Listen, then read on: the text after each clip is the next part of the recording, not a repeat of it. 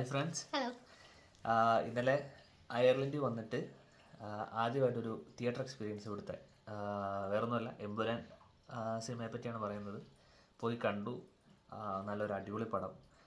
പക്ഷേ അത് നമ്മുടെ നാട്ടിലത്തെ തിയേറ്ററിൽ കാണാൻ പറ്റില്ലല്ലോ എന്നുള്ളൊരു വിഷമമുണ്ട്. എങ്കിലും ഇവിടെ അത്യാവശ്യം നമുക്ക് എക്സ്പീരിയൻസ് ചെയ്യാൻ പറ്റിയ നല്ലൊരു, ഇവിടെ 2K ആണ് വരുന്നത്. മിക്കവാറും തിയേറ്റർ ആ ഒരു ഇത് തന്നെയാണ്. പിന്നെ സ്ക്രീനൊക്കെ ചെറിയ വലിപ്പക്കുറവൊക്കെ ഉണ്ട്. ഒരു 10-100 അല്ലേ, 100 പേരുടെയൊക്കെ, 100-120-150 പേരുടെ ഇതേ ഉള്ളൂ. ചെറിയ തിയേറ്ററുകളാണ് ഇവിടെ. അപ്പം റിയൽ സിനിമാസ് എന്ന് പറയുന്ന തിയേറ്ററിലാണ് പോയി കണ്ടത് എമ്പുരാൻ അല്ലേ.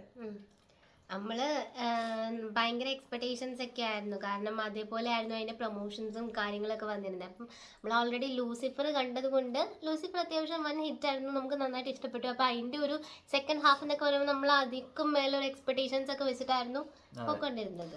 ലൂസിഫറിന്റെ ഇവർ ഇത്രയും എന്താ പറയാ ഈ ഒരു രീതിയിൽ അഡ്വർടൈസ് ചെയ്തിട്ടില്ലായിരുന്നു. പക്ഷെ നമുക്ക് അതുകൊണ്ട് നമുക്ക് ഒരു എക്സ്പെക്ടേഷൻ ഇല്ലാതെയൊക്കെ എന്നാൽ ചെറിയ എക്സ്പെക്ടേഷനൊക്കെ വെച്ച് പോയി കണ്ടു. ഇത് ഹൈപ്പിൽ പോയ ഒരു അഡ്വർടൈസിങ്ങും പരിപാടിയൊക്കെ ആയിരുന്നു. പിന്നെ പ്രൊമോഷൻ വർക്കുകൾ കണ്ട് നമ്മൾ ശരിക്കും വേറൊരു രീതിയിൽ ത്രില്ലടിക്കാന്ന് പറഞ്ഞ് പോയത്. പക്ഷെ അത്ര അങ്ങോട്ട് ഇത് വന്നിട്ടില്ല. നമ്മൾ അങ്ങ് വേറൊരു എന്തോ ഹൈപ്പിൽ എന്തോ വലിയൊരു സാധനമാണ് പൃഥ്വിരാജ് വെച്ചിരിക്കുന്നത് എന്നാണ് നമ്മൾ ആദ്യം വിചാരിച്ചത്. പക്ഷേ അതിൻ്റെ ആദ്യത്തെ ഒരു അരമണിക്കൂർ നമ്മൾ ശരിക്കും ഗൂസ് ബംസ് വരുന്ന പോലുള്ള ഷോട്ടും നല്ല ഹെവി ക്യാമറ, അതായത് അതിൻ്റെ അകത്ത് ഉപയോഗിച്ചിരിക്കുന്ന എല്ലാം നല്ല ഹെവി പരിപാടികളാണ്. അത് കാണുമ്പോൾ നമുക്ക് മനസ്സിലാവും. അതിൻ്റെ വിഷ്വലൈസിങ് അതെല്ലാം അതുപോലെ പക്കയാണ്.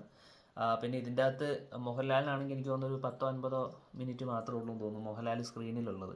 പിന്നെ പൃഥ്വിരാജും വളരെ കുറച്ചാണ്, ഒരു അരമണിക്കൂർ വല്ലതൊക്കെ സ്ക്രീനിലുള്ളൂ.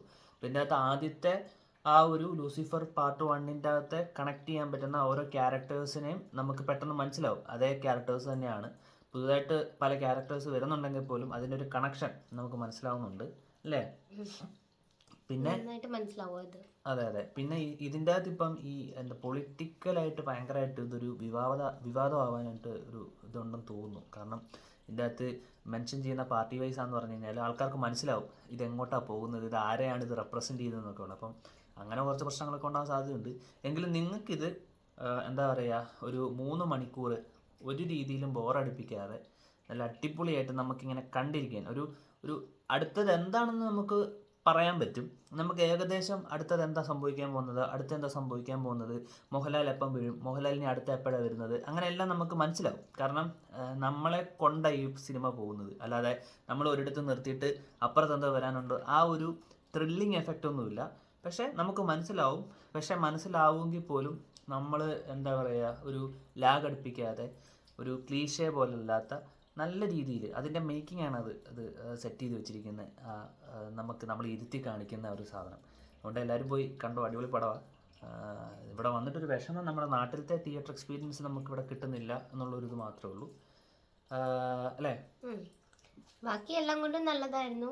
പിന്നെ നമുക്ക് 3 hours ആണ് ഫിലിം വരുന്നത്. ആ ഒരു 3 hours നമുക്കൊരു ബോറടി ഉണ്ടാവത്തില്ല. നമ്മളെ പിടിച്ചിരുത്തും, തിയേറ്ററിൽ ഡെഫിനറ്റ്ലി നമ്മളെ പിടിച്ചിരുത്തും. അങ്ങനെ ഇതാണ് നല്ല എക്സ്പീരിയൻസ് ആയിരുന്നു, കുഴപ്പമില്ല. ഇവര് പ്രൊമോട്ട് ചെയ്ത് അത്ര ഒരു ഹൈപ്പിൽ എത്തിയില്ലെങ്കിലും നല്ല ഒരു ഹോളിവുഡ് മൂവി നമുക്ക് ആ ഒരു എഫക്റ്റ് ഒക്കെ കിട്ടിയായിരുന്നു. ഇവരുടെ പ്രൊമോഷൻ ഇത്ര ഇല്ലായിരുന്നെങ്കിൽ കുറച്ചും കൂടെ നല്ല ഇത് വന്നേനെ, നമുക്ക് മൈൻഡിൽ ഒരു സാറ്റിസ്ഫാക്ഷൻ കുറച്ചും കൂടെ ഒന്ന് കൂടിയേനെ.